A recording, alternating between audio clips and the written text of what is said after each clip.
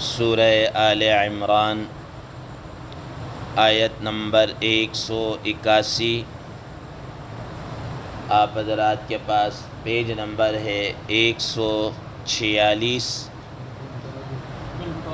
145، آخری لائن ہے۔ اعوذ باللہ من الشیطان الرجیم، بسم اللہ الرحمن الرحیم۔ لقد سمع اللہ قول الذین قالوا ان اللہ فقیر ونحن اغنیاء سنكتب ما قالوا وقتلهم الأنبياء بغير حق ونقول ذوقوا عذاب الحريق ذلك بما قدمت أيديكم وأن الله ليس بظلام للعبيد صدق اللہ العظیم۔ اللہم صل علی محمد النبی الأمی وعلی آلہ وسلم تسلیما کثیرا کثیرا۔ محترم سامعین کرام، ان آیات کا ترجمہ اللہ تبارک و تعالی ارشاد فرماتے ہیں، لقد سمع اللہ قول الذین قالوا ان اللہ فقیر ونحن اغنیاء۔ البتہ تحقیق اللہ تبارک و تعالی نے سن لیا ان لوگوں کا یہ کہنا جنہوں نے یہ بات کہی کہ بے شک العیاذ باللہ اللہ تبارک و تعالی فقیر ہیں اور ہم غنی ہیں، ہم مالدار ہیں۔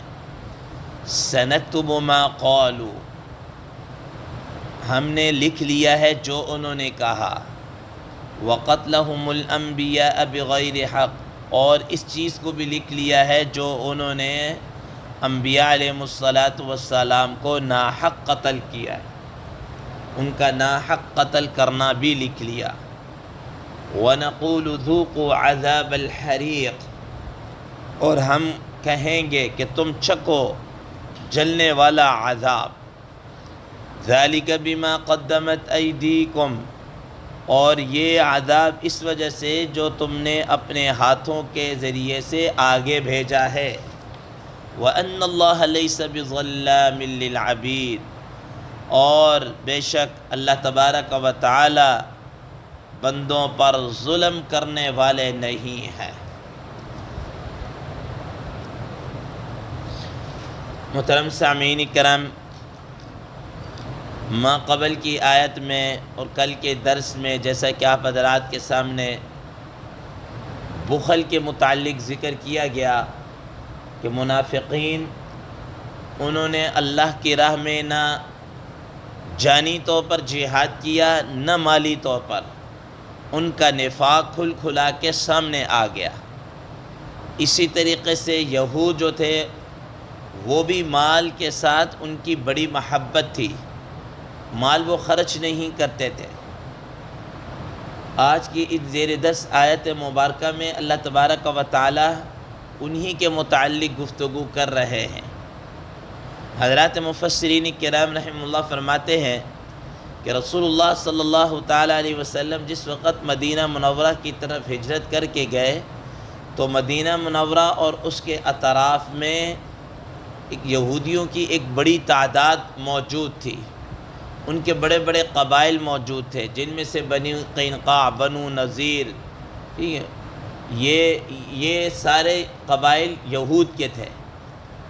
اور یہود کا اپنا ایک یعنی آپ یہ کہہ لیجئے ایک انسٹیٹیوٹ کہہ لیجئے، تعلیمی ایجوکیشنلی ان کا ایک انسٹیٹیوٹ تھا جس کا نام بیت المدراس تھا، ٹھیک ہے، یعنی مدرسے کے نام پر انہوں نے اپنا ایک بنایا ہوا تھا۔ روایات میں آتا ہے کہ وہ وہاں پر بیٹھ کر اپنی مذہبی تعلیم حاصل کرتے، مذہبی تعلیم پڑھتے، ان کا ایک بڑا یہودی عالم راہب کوئی بھی کہہ لیجئے، اس کا نام تھا فخاس بن عازورہ. فخاس بن عازورہ یہ ان کو مذہبی تعلیم دیا کرتا تھا، اور بھی ان کے بڑے بڑے یہودی عالم تھے جو ان کو تعلیم دیا کرتے تھے. رسول اللہ صلی اللہ تعالیٰ علیہ وسلم نے سیدنا حضرت ابوبکر صدیق رضی اللہ تعالیٰ عنہ کو ایک خط لکھ کر دیا، ایک لیٹر لکھ کر دیا کہ جاؤ، یہ دعوت کا لیٹر ہے، خط ہے، تو وہاں پر جا کر ان کو دے کر آؤ. اور اس خط کے اندر جو ایک سبجیکٹ تھا، جو مضمون تھا، وہ یہ تھا کہ اتقوا اللہ، تم اللہ تعالیٰ سے ڈرو، رسول اللہ صلی اللہ تعالیٰ علیہ وسلم پر ایمان لے کر آؤ. تمہیں پتہ ہے کہ محمد صلی اللہ تعالیٰ علیہ وسلم اللہ کے پیغمبر اور رسول ہیں، اور ان کے متعلق تمہاری خود کتابوں کے اندر بھی کیا ہے، یہ بات لکھی ہوئی ہے، الذین یجدونہ مکتوبا عندہم فی التوراۃ والانجیل، کہ ان کے متعلق خود تمہاری کتاب تورات اور انجیل کے اندر لکھا ہوا موجود ہے، لہذا تم ان کو نبی مان کر ان پر ایمان لے کر آؤ. اور اس کے ساتھ ساتھ یہ بات بھی کہی، وَأَقْرِضُوا اللَّهَ قَرْضًا حَسَنًا، کہ تم اللہ تبارک و تعالیٰ کو قرض حسن دو، قرض حسن دو. تو جب یہ اس یہودی عالم نے جب یہ خط پڑھا، تو اس نے جب یہ بات پڑھی کہ ہم سے قرضہ مانگا گیا ہے، ہمیں قرض دینے کا کہا گیا، تو علیہ باللہ اس نے یہ کہا کہ اس کا مطلب یہ ہوا کہ مسلمانوں کا یہ جو خدا ہے یہ فقیر ہو گیا ہے اور ہم مالدار ہیں، وہ مفلس ہو گیا ہے اور ہم غنی ہیں، وہ ہمارا محتاج ہو گیا ہے. ٹھیک ہے نا، یہ بات کہی اس نے. اور بھی اس طرح کی گستاخیاں کی.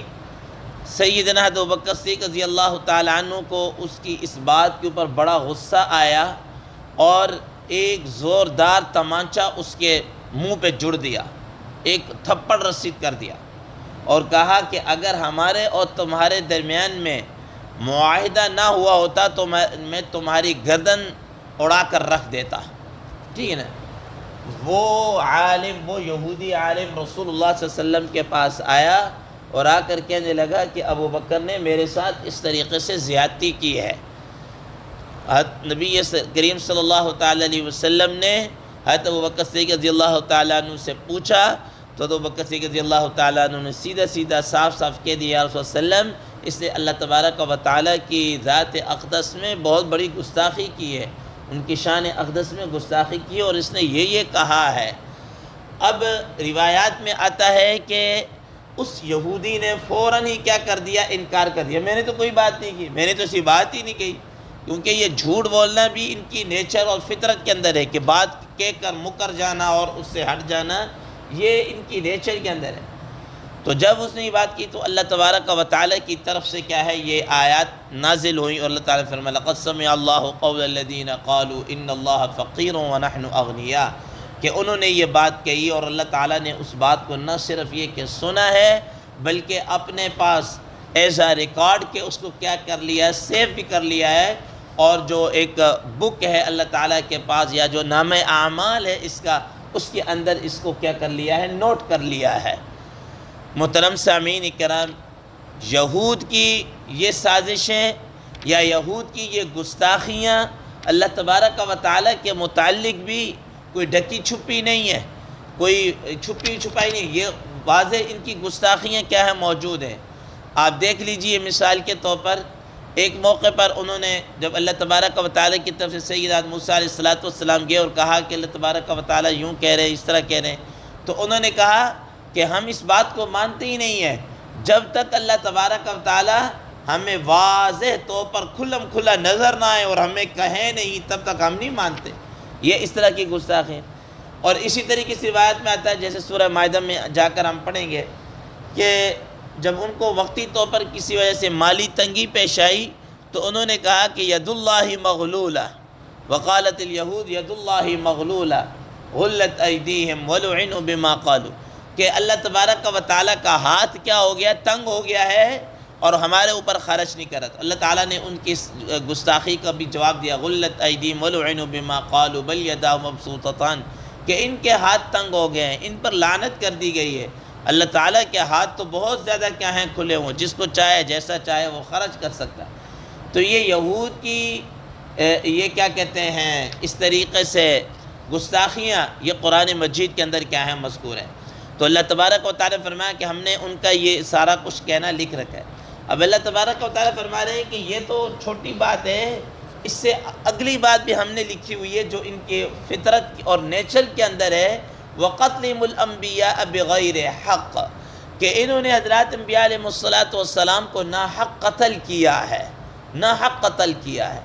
محترم سامعین کرام، آپ حضرات نے پڑھا کہ تاریخ کے اندر یہ بات موجود ہے، خود قرآن مجید کے اندر بھی یہ بات موجود ہے کہ انہوں نے کئی حضرات انبیاء علیہ السلام کو شہید کیا۔ حضرت یحییٰ علیہ السلام میں، حضرت شعیہ علیہ السلام میں، اور بلکہ قرآن مجید کی آیات کی تفسیر کے اندر یہ بات آتی ہے کہ انہوں نے ایک دن کے اندر، دن کے پچھلے حصے میں 43 حضرات انبیاء علیہ السلام کا مرڈر کیا، قتل کیا، ان کو شہید کیا، ٹھیک ہے نہیں؟ یہ ان کے اندر ہے۔ تو اب آپ اسی سے اندازہ لگا لیجئے کہ وہ تو اس جرم کبیر سے بھی کیا ہے باز آنے والے نہیں ہیں۔ خود رسول اللہ صلی اللہ تعالیٰ علیہ وسلم کو انہوں نے شہید کرنے کی کتنی مرتبہ سازش کی۔ کیا آپ صلی اللہ علیہ وسلم کو زہر نہیں دیا گیا؟ کیا آپ صلی اللہ تعالیٰ علیہ وسلم کو صلح اور معاہدے کے بہانے بلایا اور ایک دیوار اور پہاڑ کیا، اس کے نیچے بٹھا کر اوپر سے بڑا پتھر پھینکنے کی کوشش نہیں کی گئی؟ اور سیدنا جبرائیل امین علیہ السلام نے آ کر پھر بتایا اور نبی صلی اللہ علیہ وسلم کو اٹھا دیا وہاں سے اور ان کو پھر جلا وطن کیا گیا۔ یہ سارے واقعات قرآن مجید کے اندر بھی کیا ہے آیات کی تفسیر کے اندر موجود ہیں، ٹھیک ہے نا؟ تو اللہ تبارک و تعالیٰ فرما رہے ہیں کہ یہ ان کا حضرات انبیاء علیہ السلام کو ناحق قتل کرنا، یہ بھی اللہ تبارک و تعالیٰ نے ان کا لکھ رکھا ہے۔ حدیث مبارکہ میں آتا ہے رسول اللہ صلی اللہ تعالیٰ علیہ وسلم نے فرمایا کہ قیامت کے دن سب سے زیادہ سخت ترین عذاب کس کو ہوگا؟ فرمایا کہ سخت ترین، شدید ترین عذاب اس شخص کو ہوگا جو وقت کے نبی کو شہید کرے یا وقت کا نبی اس کو کیا کر دے، قتل کر دے، ٹھیک ہے نا؟ یا وقت کا نبی، کوئی آدمی کسی نبی کو قتل کرے، شہید کرے، یا نبی کسی کو کیا کر دے، قتل کر دے، تو یہ اس آدمی کو سب سے زیادہ کیا ہوگا، عذاب ہوگا۔ محترم سامعین کرام، اب حضرات انبیاء علیہ السلام کے مطابق بغیر حق، کہ ان کو بھی پتہ ہے کہ انہوں نے ناحق قتل کیا ہے، ٹھیک ہے نا؟ تو اب حدیث مبارکہ میں جیسے آتا ہے کہ کسی آدمی کو سوائے 3 باتوں کے قتل کرنے کی اجازت نہیں، 3 باتوں کے سے اس کا قتل مباح ہو جاتا ہے۔ نمبر 1 کہ وہ کسی کو قتل کر دے، وہ کسی کو کیا کر دے، قتل کر دے۔ نمبر 2 کہ وہ کوئی مرد، کوئی عورت زنا کا ارتکاب کر لے اور وہ مسلمان کیا کہتے ہیں شادی شدہ ہوں تو ان کو رجم کیا جائے گا یہ۔ اور تیسرے نمبر پر جو آدمی مسلمان ہو، اسلام لانے کے بعد مرتد ہو جائے تو اس کے 3 دن اس کی مہلت ہے، 3 دن کے اندر اگر اس کے شکوک و شبہات دور کریں گے، اگر وہ ایمان لے آیا تو ٹھیک، نہیں تو 3 دن کے بعد اس کو قتل کر دیا جائے گا۔ بس ان 3 باتوں کے علاوہ کسی کو قتل کرنا جائز نہیں ہے۔ اب یہ تینوں باتیں حضرات انبیاء علیہ السلام کے اندر نہیں پائی جاتی، تو فرمایا کہ یہ ناحق انہوں نے قتل کیا۔ وَنَقُولُ ذُوقُوا عَذَابَ الْحَرِيقِ، اور ہم کہیں گے کہ تم کیا ہے عذاب کا مزہ چکھو، یہ جلنے والا عذاب جب ان کو عذاب دیا جائے گا نا، کہو کہ اب یہ مزہ چکھو جو تم کیا کرتے۔ اور یہ جو عذاب دیا جائے گا کس بنا پر؟ ذَلِكَ بِمَا قَدَّمَتْ أَيْدِيكُمْ وَأَنَّ اللَّهَ لَيْسَ بِظَلَّامٍ لِّلْعَبِيدِ، یہ تمہارے اپنے ہی اعمال کا کیا دھرتا ہے، یہ تمہارے ہی اپنے کرتوت ہیں، یہ تمہاری اپنی ہی کارستانیاں ہیں جن کی سزا تم کیا ہے بھگت رہے ہو۔ وَأَنَّ اللَّهَ لَيْسَ بِظَلَّامٍ لِّلْعَبِيدِ، اور اللہ تبارک و تعالی بندوں پر ظلم کرنے والے نہیں ہیں، اللہ تبارک و تعالی بندوں پر ظلم کرنے والے نہیں ہیں۔ یہاں پر پچھلی جو آیت ہے لَقَدْ سَمِعَ اللَّهُ قَوْلَ الَّذِينَ قَالُوا إِنَّ اللَّهَ فَقِيرٌ، حضرت مفتی شفیع صاحب رحمہ اللہ اس کے حوالے سے لکھتے ہیں، فرماتے ہیں کہ حضرات مفسرین محدثین کرام رحمہ اللہ نے یہ بات لکھی کہ یہاں پر نبی صلی اللہ علیہ وسلم کے زمانے کے اندر جو یہود موجود تھے انہوں نے حضرات انبیاء علیہ السلام کو شہید نہیں کیا تھا، قتل نہیں کیا تھا، بلکہ ان کے آباء و اجداد نے قتل کیا، لیکن یہ قتل کرنا ان کے کھاتے کے اندر بھی کیا ہے لکھ دیا گیا ہے، حالانکہ قتل تو انہوں نے نہیں کیا۔ تو فرماتے ہیں کہ یہاں یاد رکھنا کہ یہ اس وجہ سے ہے کہ یہ بھی اپنے آباء و اجداد کے اس کارنامے کے اوپر فخر کیا کرتے تھے کہ انہوں نے بہت اچھا کیا ہے، گویا کہ یہ خود بھی اس پر راضی تھے، ٹھیک ہے نا؟ تو اس کے راضی ہونے کی وجہ سے ان پر یہ لکھ دیا گیا۔ اب وہ فرماتے ہیں کہ اس کا مطلب یہ ہوا کہ کوئی آدمی مثال کے طور پر کسی جگہ دیکھتا ہے گناہ ہو رہا ہے اور وہ وہاں پر اس گناہ کی مجلس میں موجود نہیں ہے، لیکن وہ راضی، ہاں یہ بالکل صحیح، تو بڑا چنگا کام کیتا، آپ نے بہت اچھا کیا، اور اس گناہ کے اوپر کیا ہے، وہ راضی ہے، ٹھیک ہے، یہ بالکل صحیح ہوا، ایسے ہی ہونا چاہیے۔ فرمایا کہ وہ جو آدمی اس مجلس کے اندر موجود نہیں ہے لیکن اس گناہ کے اوپر راضی ہے، اس کے راضی ہونے کی وجہ سے اس کے کھاتے کے اندر بھی اس کا گناہ لکھا جائے گا۔ اس کا مطلب یہ ہوا کہ اگر اس کو بھی موقع ملتا تو وہ بھی یہ کام سر انجام دیتا، وہ اس پر راضی ہے، ٹھیک ہے نا؟ اور کوئی ایک آدمی ایسی گناہ کی مجلس کے اندر شریک ہے لیکن وہ اس کو اچھا نہیں سمجھ رہا اور وہ اپنے بتقاضے بشیت روک بھی نہیں پا رہا، لیکن یہ کہ کہتا ہے یہ یار یہ کام غلط ہے، یہ صحیح نہیں، یہ جو بھی ہوا غلط، باوجود اس مجلس میں شریک ہونے کے پھر بھی وہ اس میں شامل نہیں ہوگا۔ اللہ تبارک و تعالیٰ سے دعا ہے اللہ تبارک و تعالیٰ ہم ان چیزوں کو سمجھنے کی اور اس پر عمل کرنے کی توفیق عطا فرمائے۔ وآخر دعوانا ان الحمدللہ رب العالمین۔